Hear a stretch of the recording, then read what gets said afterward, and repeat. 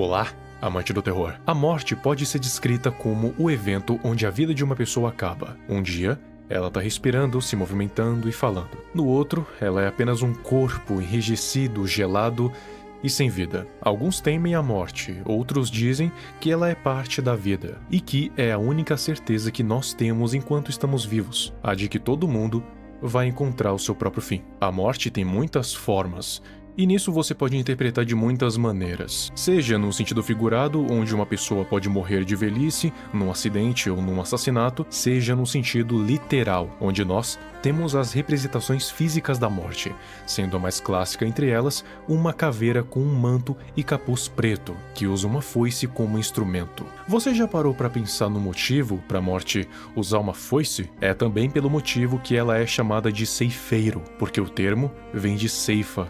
Ou seja, da mesma forma que um fazendeiro faz a ceifa para colher plantas e ervas, a morte faz a ceifa para coletar as almas, assim as levando para a vida após a morte. É um simbolismo muito antigo, que retrata a morte como sendo equivalente a um fazendeiro esperando até que a plantação cresça e seja a hora de ceifá-la, para que assim ele a colete. Mas a caveira com a foice é só uma das várias interpretações. Podemos tomar como exemplo a série Supernatural, onde o ceifeiro tem inúmeras formas. Ele explica que a morte é muito velha, mais velha do que a própria existência, mais velha até mesmo que Deus, e explica que tudo o que vive um dia morre, não importa quem ou o que seja, não importa o seu poder.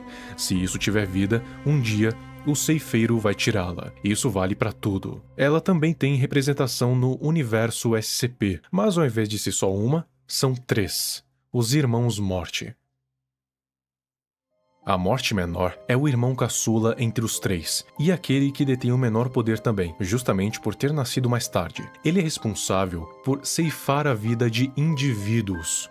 Ou seja, sabe quando alguém morre sozinho? Não morrer sem ninguém em volta, mas morrer só ele? Então, o responsável por levar a sua alma é a Morte Menor, que ceifa a vida individualmente. Talvez seja por isso que é o mais fraco entre os irmãos, mas também é dito como sendo o mais gentil e benevolente. A Morte Maior é o irmão do meio e aquele que tem um poder mais intermediário, ou seja, é mais forte que o caçula, mas mais fraco que o mais velho. Ele veio para ser aquele que ceifaria a vida de multidões, sem um limite específico, pode ser de 2 até trilhões. Ele que é responsável por ceifar a vida de todos em conjunto, tendo uma missão muito maior do que a Morte Menor. Fatalidades envolvendo desastres naturais, massacres ou extinções em massa, a Morte Maior se envolve para levar todas essas almas ao pós-vida. E por fim, temos a morte de todos. Esse é o irmão mais velho, aquele que é dito como sendo tão antigo quanto a própria criação, e também como tendo parte no início dela. Ele é o mais poderoso entre os três, e por ser a morte de todos,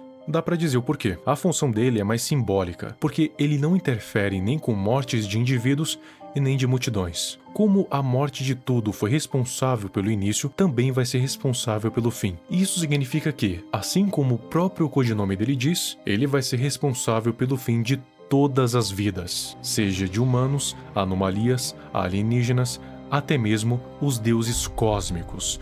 Todos eles um dia vão conhecer o seu fim. E quem vai ser responsável por ceifar essas almas vai ser a morte de todos. Tanto que ele é temido pelo próprio Rei Escarlate, para você ter uma noção. Ele é o mais próximo daquela morte do Supernatural, que diz que um dia também vai ceifar a vida de Deus, já que, além dele ser o mais poderoso, também está destinado a levar a vida de todos os deuses também. Nisso a gente chega no ponto principal do vídeo. E desculpa se eu falei muito na introdução, é que quando me empolgo é assim mesmo. Você já assistiu o filme Gato de Botas 2? Se não, eu já aviso que esse vídeo pode conter alguns spoilers. Então, continue por sua própria conta e risco. No filme, o protagonista é o Gato de Botas. E tem uma crença que tá mais pra uma superstição de que os gatos teriam 9 vidas. Aqui seriam 7, mas lá fora pela gringa são 9. Independente, se acredita que o gato tem mais de uma vida, e que toda vez que ele morre, ele gasta uma delas até chegar na sua última. E aqui o gato um aventureiro fora da lei, que sai por aí caçando perigos à torta e à direita. E claro que com esses perigos vem o risco de vida. O que o filme deixa bem explícito é que nesse universo, a crença de que gatos têm 9 vidas é uma realidade. Os gatos literalmente têm 9 vidas, e o de Botas, com os seus envolvimentos com o perigo, acabou morrendo 8 vezes, o que significava que só tinha uma vida restando. E o resto do filme é ele tentando chegar na estrela para conseguir realizar o seu desejo de ter novas vidas de volta. Mas existe um pequeno empecilho nessa jornada, um dos inimigos mais assustadores que o gato já enfrentou até agora. Enquanto o gato estava bebendo em um bar para esquecer dos problemas, uma figura misteriosa de repente aparece do seu lado. Daí você já percebe que esse cara não é nem um pouco normal. Mas até então, nada muito fora dos padrões. Ele começa a assobiar uma melodia que vai ser bem presente nesse filme inteiro, que é essa aqui. Esse assobio vai assombrar o gato durante toda a história, e apesar dele não ser o vilão, foi o personagem que mais se destacou por causa do seu tom sombrio e da ameaça constante que ele representava. Assim que o gato nota a presença do lobo, ele pensou que se tratava de um caçador de recompensa, o que realmente parecia no início, tanto que ele gritou a famosa frase "Enfrente-me se for capaz", logo antes de ser desarmado facilmente. O lobo parecia estar bem confiante de que iria vencer, e logo essa confiança iria se mostrar bem fundada, porque do mais absoluto nada, o gato começa a levar a maior coça que ele já tomou na vida, não conseguindo fazer sequer um arranhão no lobo. E eu quero que você preste bem atenção nas armas que ele usa. Sim, 2 foices. E já já a gente chega lá. Depois dessa surra, o gato sente um pavor imenso, o maior medo que ele já sentiu na vida, o medo de morrer. Isso porque quando ele tinha 9 vidas, ele pensou que era imortal, tanto que ria na cara da morte. Mas agora que estava na última vida, ele sentiu que realmente essa poderia ser a última vez que iria respirar. Então ele tomou uma decisão que raramente ele tomaria: fugir. A partir daí começa uma perseguição insana. Como eu disse, o lobo não aparece a todo momento, e sim só naquelas situações cruciais. E se você reparar bem, desde o início do filme, ele sempre esteve lá, observando no fundo. Ele tá mais ali como um easter egg, e raramente você vai conseguir perceber. É só pra você parar pra pensar que, quando ele fala que ele sempre esteve lá, é na forma literal. A segunda vez que o lobo apareceu foi quando o gato, a Kitty e o perito estavam escapando dos domínios do Jack Horner, depois de roubar o pergaminho que iria permitir que eles fizessem o desejo. Ele apareceu no meio da multidão, e o que é mais intrigante é que ninguém parecia estar percebendo ele. E por mais que possa ser porque a multidão estava mais preocupada com o dinheiro, dificilmente um lobo bípede com mais de 2 metros de altura passaria despercebido. Eu tenho pra mim que o lobo consegue manipular quem vai ver, quando e onde, o que torna ele bem mais assustador. Quando ele aparece, ele coloca 2 moedas nos olhos, e para quem não sabe, essa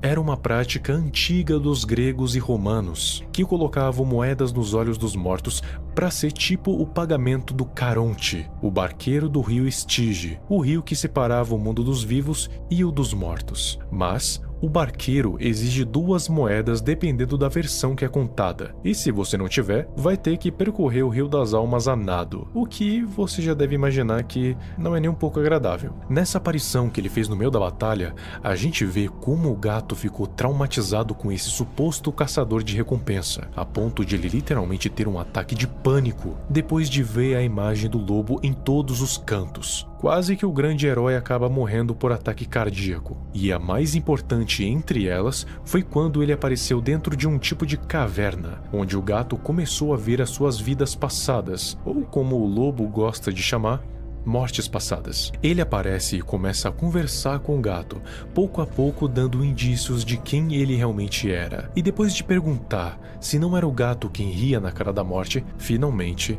o gato se dá conta de quem era aquele lobo: a própria morte. Isso quer dizer que ele não é apenas uma manifestação da morte, ele é a própria morte, na forma mais simples e pura da palavra.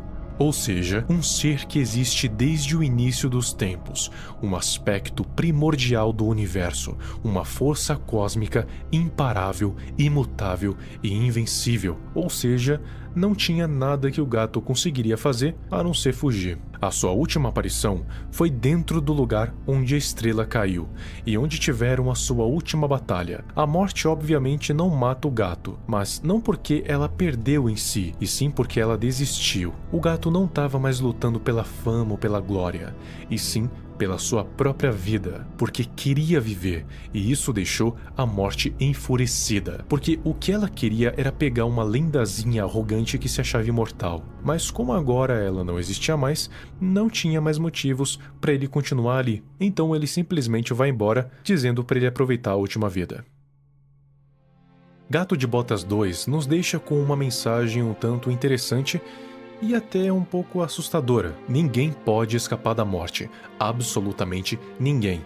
É isso que torna todos os seres do universo iguais. Porque todo mundo vai morrer, mais cedo ou mais tarde. Por isso você deve valorizar a sua própria vida, porque ela é um dom divino, concedido a você por pura sorte. E você deve valorizá-la, porque senão a morte vai pegar. Ela pode não vir na forma de um lobo branco e bípede ou uma caveira com uma foice, mas pode vir na forma de uma doença terminal, um carro desgovernado, um acidente aéreo, um desastre natural, até mesmo um lugar errado numa hora errada. A morte tem muitas formas, abstratas e não abstratas, por isso você nunca sabe quando de fato ela vem. E se por acaso quiser saber mais sobre as outras mortes que eu citei aqui antes, os vídeos vão estar aparecendo aí na tela. Dê o valor à sua vida, senão a morte vai tomar.